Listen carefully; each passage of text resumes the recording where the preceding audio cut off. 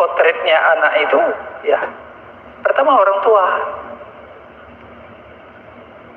Orang tua lah yang merubah potret menjadikan baik, tidak baik. Sebenarnya lingkungan sangat berpengaruh hari ini.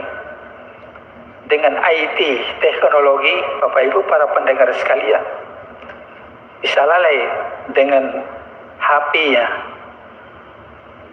berjam-jam bisa melihat HP ya, dengan game PUBG dan sebagainya.